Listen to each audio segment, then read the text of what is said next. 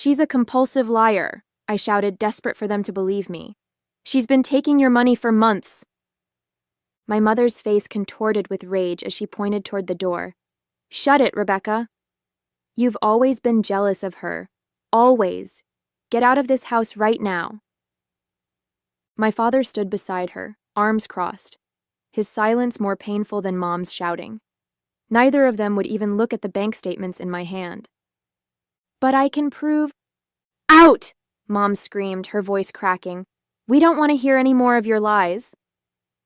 I stood frozen in our living room, surrounded by family photos where Olivia always seemed to be centered, always smiling, always perfect. My own face was often half cut off or caught mid-blink. A fitting metaphor for my entire existence in this family. I'm Rebecca Jensen, 22 years old, a finance major at Denver University, and I've just been accused of stealing from my parents. The truth? I've been working 2 jobs while keeping a full course load, sending them $400 every month to help with bills, and my sister Olivia has been taking credit for it. Worse, she's been stealing additional money from them and somehow convinced them I'm the thief.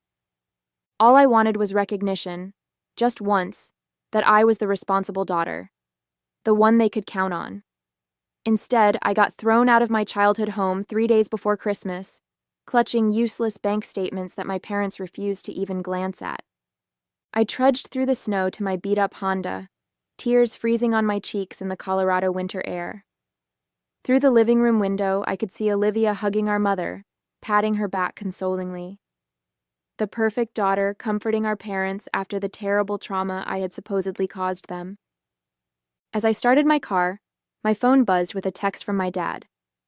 "We're cutting you off. No more tuition help. If you want to make things right, return what you took and apologize to your sister." I slammed my palm against the steering wheel. Return what I took? I hadn't taken anything. And now they were cutting off the partial tuition help that had been my only financial support from them.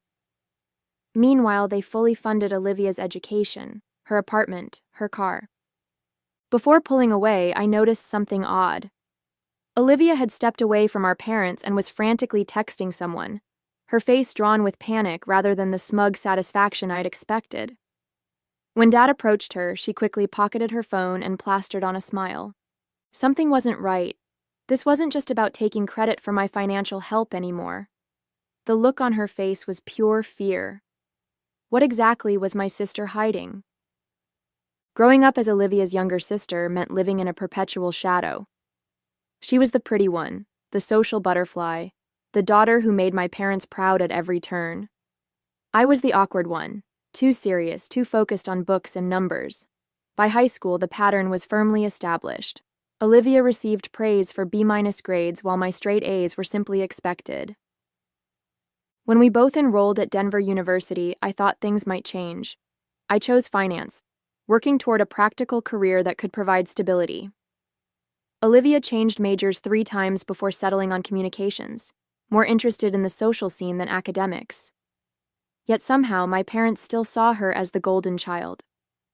Last spring, when Dad lost his job at the engineering firm, our family finances took a hit. Mom's teacher salary wasn't enough to cover the mortgage, bills, and support 2 college students. I immediately picked up a second job at a campus coffee shop on top of my weekend retail position.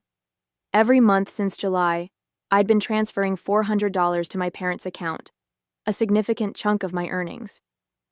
Initially, I didn't tell them. I wanted to help without making Dad feel like he'd failed as a provider. But when he found a new job with lower pay, Mom mentioned how grateful they were for Olivia's monthly contributions. I was confused but thought it was a misunderstanding. Until 3 days ago when I discovered the truth, Olivia had been taking credit for my transfers. She'd even shown them fake bank statements, somehow editing her name in place of mine. When I confronted her privately, she just laughed. "They'd never believe it was you anyway," she said with a shrug. "I'm the one they expect to take care of them." Despite our differences, I'd never truly resented my sister before that moment. We'd grown apart over the years, but I still remembered the times she'd stood up for me against bullies in middle school, or helped me get ready for my first date. Part of me still wanted to believe there was goodness in her. But recently I'd noticed changes. She'd become secretive, disappearing for hours without explanation. Her spending habits made no sense. One week complaining about being broke, the next showing up with expensive new clothes. She'd asked to borrow my car late at night for mysterious errands.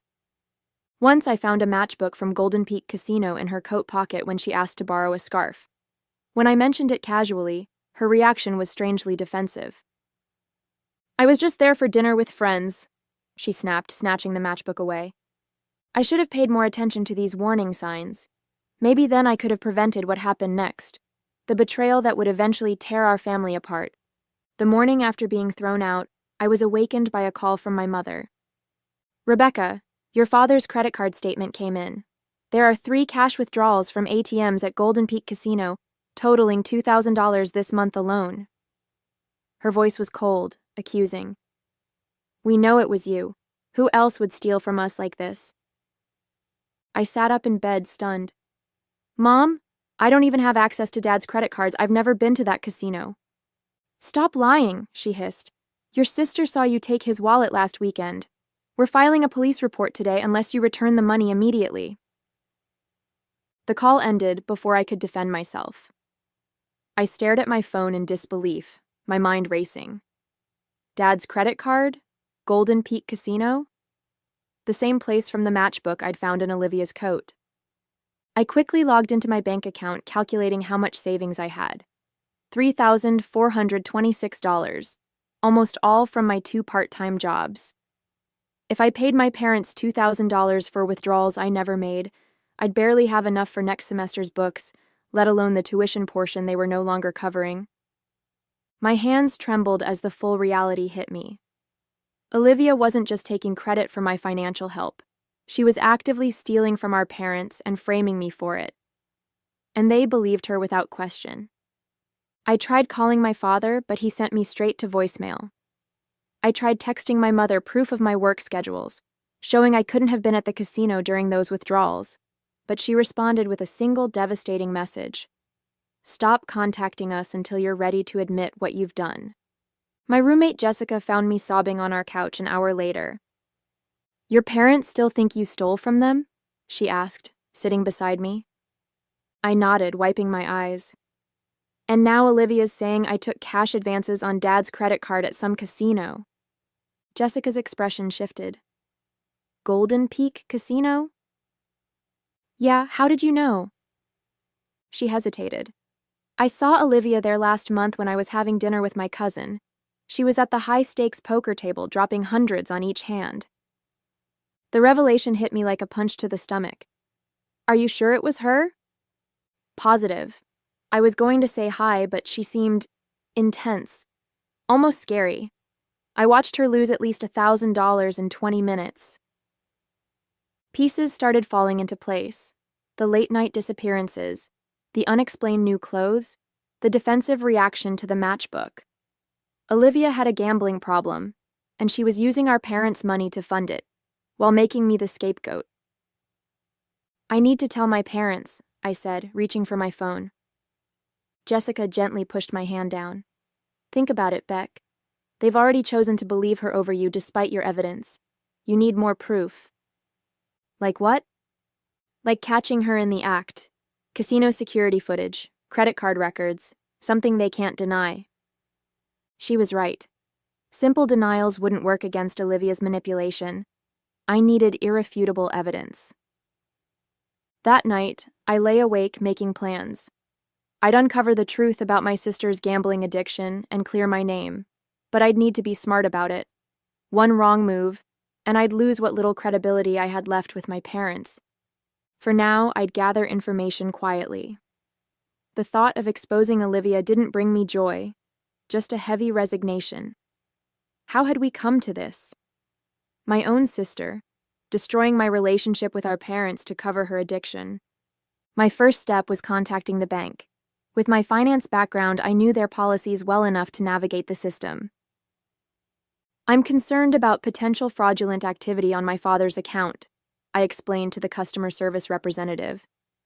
"I have authorization to discuss his accounts." A small lie, but necessary. What kind of activity are you seeing? The representative asked. Multiple ATM withdrawals at Golden Peak Casino. My father never goes there. After verifying my identity, thankfully I knew all my dad's security question answers, they agreed to send statements from the past 6 months to my email. When the documents arrived, my stomach dropped. The casino withdrawals weren't just from this month. They'd been happening regularly since August, starting with small amounts and gradually increasing, all on days and times when I had verifiable alibis, work shifts, or classes with attendance records. I printed everything and compiled a folder of evidence, including my work schedules and bank statements showing my own transfers to my parents. With renewed determination, I drove to my parents' house the next morning. Mom answered the door, her expression hardening when she saw me. I have proof it wasn't me, I said, holding up the folder. Please, just look at these documents. More fabricated evidence? She started to close the door. Mom, please. These are official bank records. The withdrawals happened while I was at work.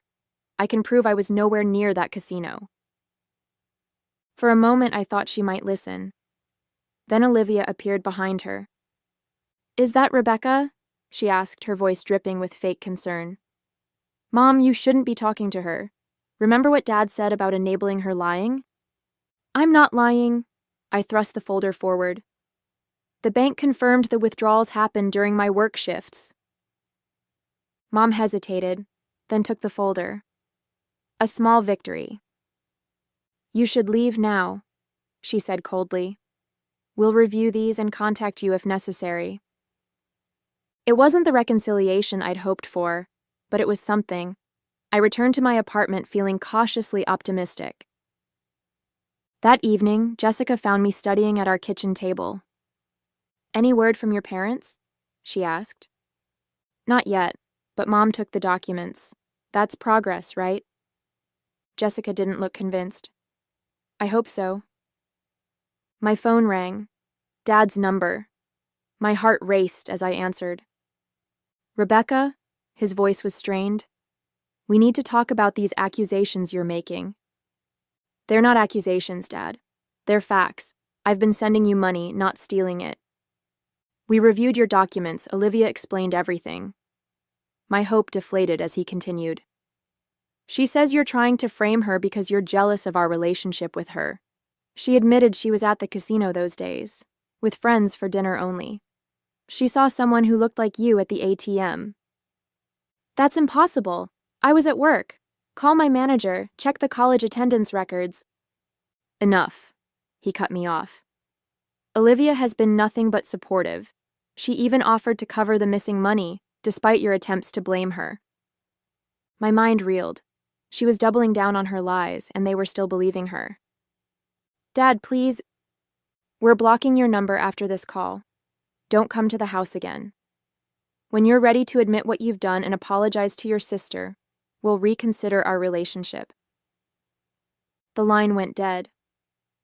I sat in stunned silence, the phone slipping from my hand. They're blocking my number, I whispered to Jessica. Olivia convinced them I'm framing her out of jealousy. Jessica's eyes widened. She's good, really good. What do I do now? They won't even speak to me. You need something they can't ignore, Jessica said thoughtfully. Would your parents' bank let you view security camera footage from the ATMs? Probably not without a police report, I said, then paused as realization dawned. But the casino might have footage, and loyalty program records if she's a regular. Exactly, Jessica nodded. If Olivia's been gambling frequently, she's definitely in their system. A plan began forming in my mind. I might have lost this battle, but the war was far from over. Golden Peak Casino loomed before me, its gleaming facade a monument to both hope and desperation. I'd never been inside a casino before. My budget-conscious lifestyle didn't allow for gambling. The irony wasn't lost on me as I walked through the entrance, immediately overwhelmed by flashing lights and electronic chimes. At the reception desk, I asked for the security manager. I'm concerned about a family member with a gambling problem, I explained. when a stern-faced woman named Diane appeared. "I believe they've been using stolen credit cards." Diane's expression remained neutral. "We take fraud very seriously, but we can't disclose information about our patrons without proper authorization." "I understand," I said, producing the credit card statements. "These withdrawals were made on my father's card. He's filed a police report." Another lie, but I was getting desperate. She examined the statements. "Without the actual police report or your father present, I can't help you." I was about to leave when a man approached.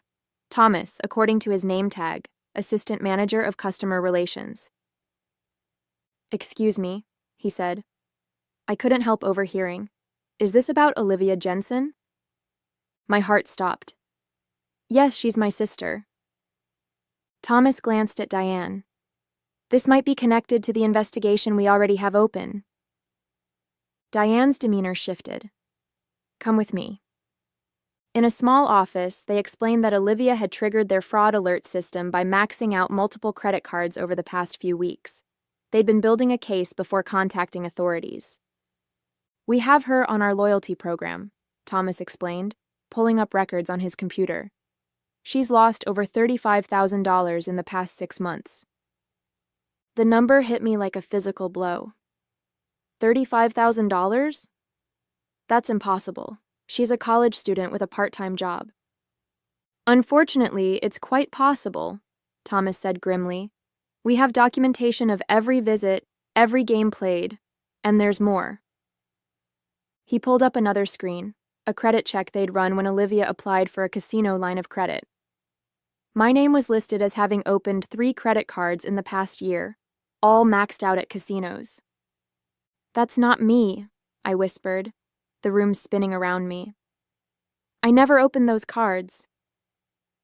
"Identity theft," Diane said matter-of-factly. "Happens often with gambling addictions. Family members are the easiest targets."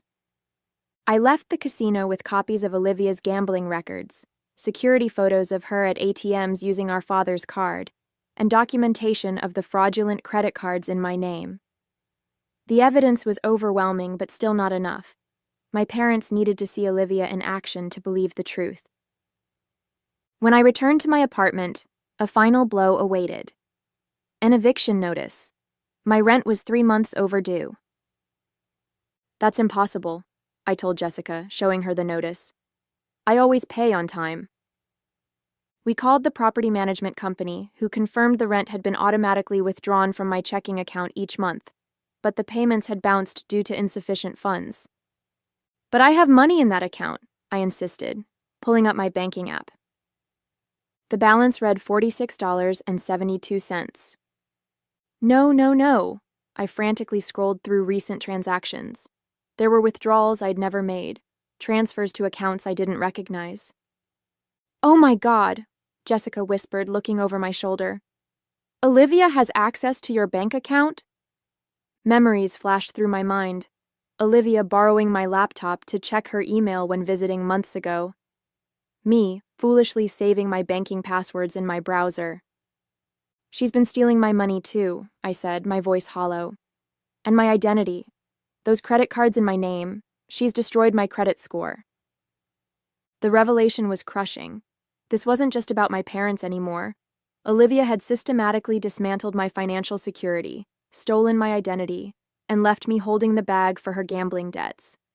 I was facing eviction, credit card fraud, and a destroyed credit score that would take years to repair. "This ends now," I said, a cold determination replacing my shock. "I'm not just clearing my name anymore. I'm taking her down." I stayed up all night, fueled by a mixture of rage and determination, building my case. I couldn't go to my parents directly. They'd made it clear they wouldn't believe me. I needed a plan that would force them to confront the truth. First, I froze my credit to prevent Olivia from opening more accounts in my name. Then I contacted the credit card companies about the fraudulent cards, filing official identity theft reports. Next, I compiled a comprehensive document with every piece of evidence: bank statements, casino records, credit reports, work schedules, and class attendance logs. Everything organized, annotated, and undeniable. This is impressive, Jessica said, reviewing my work the next morning. Finance major strikes again. It has to be perfect, I replied, my eyes burning from lack of sleep. I only get one shot at this. I contacted my parents' neighbor, Mrs. Whitfield, who had always been kind to me. Rebecca, how are you, dear? Your parents mentioned you're going through a rough patch. That's one way to put it, I said carefully.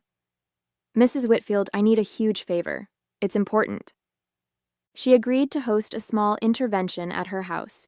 She would invite my parents over for coffee and provide a neutral ground for our confrontation. I knew they wouldn't come if I invited them directly. With that arranged, I made my final move. I texted Olivia from a new number, pretending to be a gambling contact. Big game tonight at Golden Peak. Your credit line is approved for another $10,000. She replied immediately, I'll be there. Save me a seat at the high-stakes table. Perfect. Now I knew exactly where she would be while I was meeting with our parents. The day arrived. I sat in Mrs. Whitfield's living room, my evidence folder on the coffee table, my heart pounding. When the doorbell rang, Mrs. Whitfield greeted my parents warmly. Rebecca's here, she said as she led them in. She has something important to discuss. Their faces hardened when they saw me. Mom turned to leave. Please, I said quickly, give me 15 minutes, that's all I ask. We told you not to contact us until you apologize to your sister, Dad said coldly. If you still want me to apologize after seeing this evidence, I will, I promised. 15 minutes. Mrs. Whitfield gently urged them to sit. Listen to your daughter, please. Reluctantly, they sat on the couch opposite me. I handed them the folder. Everything is organized chronologically. Bank statements, casino records, credit card fraud reports, and identity theft documentation. I've highlighted the important parts. They began reviewing the documents skeptically, but their expressions gradually shifted as they absorbed the evidence. The color drained from my mother's face when she saw the security photos of Olivia using Dad's credit card at the casino ATM. This can't be right, she whispered. There's more, I said, showing them the credit reports. She opened 3 credit cards in my name, maxed them all out at casinos. My credit score is destroyed. I'm being evicted because she drained my bank account. My father studied the gambling loss records. $35,000? In 6 months? She has a gambling addiction, I said softly. She's been stealing from all of us to fund it. Why would she do this? Mom asked, tears forming. Addiction isn't rational, I replied, but we can confirm everything right now. I pulled out my phone. Olivia is at Golden Peak Casino right now. I made sure of it. We can go there together and you can see for yourselves. Dad's hand trembled as he set down the documents. What if you're wrong? Then I'll apologize and never contact you again, I said firmly. But I'm not wrong. They exchanged a long look, years of family dynamics hanging in the balance. Finally, Dad nodded. Let's go.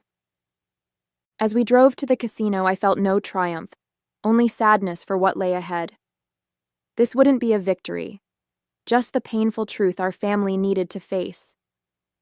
The casino parking lot was full when we arrived. I led my silent parents through the entrance, heading straight for the high-stakes poker area where Thomas had told me Olivia usually played. And there she was. Olivia sat at the poker table, surrounded by chips, her face locked in intense concentration. She didn't notice us at first, too focused on her cards. My parents froze beside me, watching their golden child place a bet worth more than a month's mortgage payment. Thomas, the assistant manager, approached us quietly. That's her 3rd buy-in tonight, he informed us. She's already lost $4,000. My mother made a small, wounded sound. Olivia looked up at the noise, her expression shifting from confusion to horror as she registered our presence. The cards fell from her hand. Security has been monitoring her, Thomas continued, handing my father a tablet showing footage of Olivia at the ATM earlier that evening, using what appeared to be multiple cards. We have reason to believe she's been using fraudulent or stolen credit cards. Mom? Dad? Olivia stood, abandoning her chips. What are you doing here? The better question, my father said, his voice barely controlled, is what are you doing here? Casino security approached, flanking Olivia. Thomas addressed her formally. Ms. Jensen, we need to discuss the credit cards you've been using tonight. We have reason to believe they're not authorized. This is a mistake, she stammered, eyes darting between my parents and the security officers. I can explain everything. My father held up the folder of evidence I'd compiled. Like you explained Rebecca's theft, or how you explained the withdrawals from our accounts, or the credit cards you opened in your sister's name. The blood drained from Olivia's face as she realized the full extent of what had been uncovered. The careful house of lies she'd built was collapsing around her. I was going to pay it all back, she whispered. Tonight was going to be my big win. My mother began to sob. My father simply looked broken. The security officers stepped forward. Ms. Jensen, please come with us. As they led her away, she looked back at me, her eyes filled with a mixture of shame and rage. I held her gaze, not with triumph, but with sadness for everything our family had lost. The aftermath was both vindicating and heartbreaking. My parents and I sat in a conference room at the casino while Olivia met with security in another. Thomas explained the full extent of her gambling problem. Thousands of dollars lost over months, escalating dramatically in recent weeks. The credit card fraud, the identity theft, the systematic deception, all laid bare under the harsh fluorescent lights. We won't press charges on behalf of the casino, Thomas explained, but the credit card companies and banks may have different policies. My parents nodded numbly. The shock had rendered them almost mute, occasionally glancing at me with eyes full of regret and apology. When they finally brought Olivia in, she looked small and defeated. The confident golden child was gone, replaced by a scared young woman facing the consequences of her addiction. I'm sorry, she whispered, unable to look any of us in the eye. I didn't mean for it to go this far. My father, his voice thick with emotion, outlined what would happen next. Olivia would enter a treatment program for gambling addiction. She would work to pay back everything she'd stolen. There would be no criminal charges if she complied, but there would be strict oversight of her finances. And you will apologize to your sister, my mother added firmly, and do whatever it takes to help repair her credit. As we left the casino, my father put his arm around my shoulders, a gesture of affection I couldn't remember receiving since childhood. Rebecca, we failed you, he said simply. We should have believed you from the start. We were so blind, my mother added, tears streaming down her face. Can you ever forgive us? I nodded, too overwhelmed for words. The validation I'd sought for so long had finally come, but at such a cost.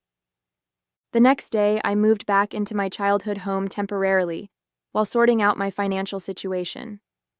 As I unpacked my meager belongings, I found myself looking forward rather than back. I'd clear my name, rebuild my credit, and finish my degree. The painful chapter was closing, and a new one where I was finally seen and valued, was just beginning.